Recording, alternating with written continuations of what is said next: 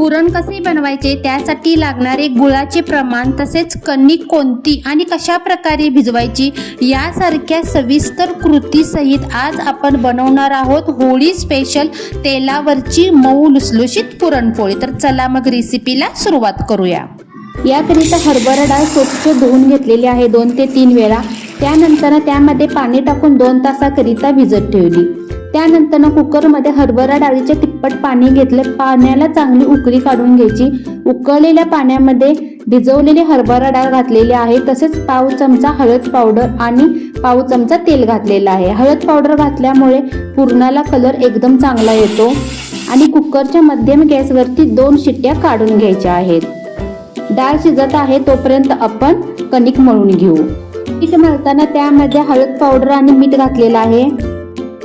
पुरणपोळीसाठी पीठ मळताना निम्म गव्हाचं पीठ आणि निम्मा मैदा मी घेतलेला आहे, त्यामुळे पुरणपोळी खूप मऊ आणि लुसलुशीत बनते। पुरणपोळीसाठी जे पीठ वापरले आहे त्यामध्ये अर्धे गव्हाचे पीठ आणि अर्धा मैदा वापरलेला आहे। त्यामध्ये हळद पावडर टाकून पीठ आपल्याला मळून घ्यायचं आहे। हळद पावडर टाकल्यामुळे पुरणपोळीला सुंदर असा कलर येतो। थोडं थोडं पाणी टाकून आपल्याला हे पीठ मळून घ्यायचं आहे, पण ते पीठ चपातीप्रमाणे न मळता एकदम सैलसर अशा पद्धतीने मळायचं आहे। हाताला थोडा पाण्याचा आणि तेलाचा हात लावून हे पीठ आपल्याला अगदी परातीमध्ये आपटून घ्यायचं आहे, ज्यामुळे हे पीठ चिकट होतं आणि पुरणपोळी सुद्धा खूपच सुरेख आणि मऊ लुसलुशीत बनतात। तुम्ही बघू शकता की पिठाला वरती खेचले असता पिठाची एक तार तयार होते, म्हणजेच ते पीठ आपले पुरणपोळी बनवण्यासाठी तयार झालेले आहे, ते अजिबात मध्ये तुटत नाही। डाळ भिजवून वापरल्यामुळे डाळ अगदी पूर्णपणे एकसारखी शिजलेली आहे। डाळीमध्ये घालण्यासाठी या ठिकाणी मी गूळ बारीक चिरून घेतलेला आहे। तसेच बडीशेप, वेलदोडे, जायफळ आणि सुंठ मिक्सरला मी बारीक पूड करून घेणार आहे। ज्या कुकरमध्ये डाळ शिजवली अगदी त्याच कुकरमध्ये मी डाळ अगदी सर्वप्रथम व्यवस्थितपणे कुस्करून घेतली आणि त्यानंतर त्यामध्ये बारीक चिरलेला अर्धा किलो गूळ घातलेला आहे। अर्धा किलो डाळीसाठी अर्धा किलो गूळ वापरलेला आहे। तसेच वेलची पावडर, जायफळ पावडर आणि सुंठ पावडर घातलेली आहे। एकसारखं मध्यम गॅसवरती हे पुरण आपल्याला हलवून घ्यायचं आहे आणि त्यामधील पूर्णपणे पाणी आपल्याला मंद गॅसवरती आटवून घ्यायचं आहे। तसेच हे पुरण अगदी गरम असतानाच पुरणाच्या चाळणीमधून आपल्याला पुरण बनवून घ्यायचं आहे, जेणेकरून हे पटकन पुरण बनलं जातं। तुम्ही बघू शकता पुरण सुद्धा बनवून तयार झालेलं आहे। तसेच आपली पुरणपोळीसाठीची जी कणिक आहे ती सुद्धा चांगल्या प्रकारे भिजलेली आहे।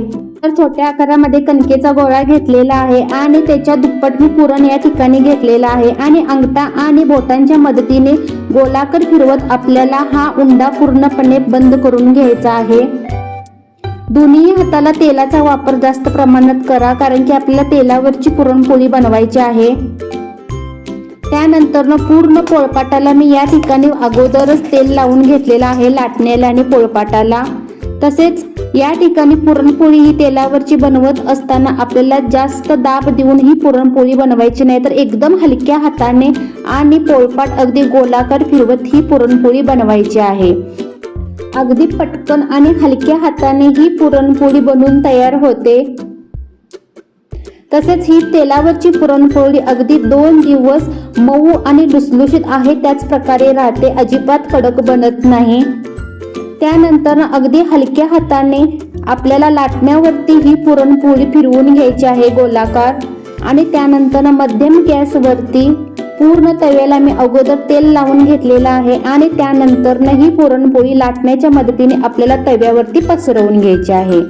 तुम्ही बघू शकता की पुरणपोळी फुगलेली आहे। त्यानंतर आपल्याला ही पुरणपोळी पलटी मारून घ्यायची आहे आणि बघू शकता की पुरणपोळी टम्म अशा प्रकारे फुगलेली आहे। पिठावरच्या पुरणपोळीला आपण तेल लावतो, पण ही तेलावरच लाटलेली पुरणपोळी असल्यामुळे तेल लावायची अजिबात गरज पडत नाही।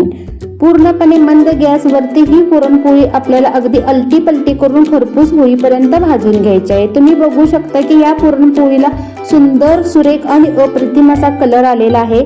अशा प्रकारे मी सर्व पुरणपोळ्या बनवून घेतलेल्या आहेत। ही तेलावरची पुरणपोळी अगदी खाण्यासाठी तयार झालेली आहे आणि सर्व पोळ्या ह्या मऊ आणि लुसलुशीत अशा स्वरूपाच्या बनलेल्या आहेत। तर मंडळी, तुम्हाला जर ही माझी पुरणपोळीची रेसिपी आवडली असल्यास माझ्या चॅनलला नक्की शेअर, सबस्क्राईब करायला विसरू नका। धन्यवाद।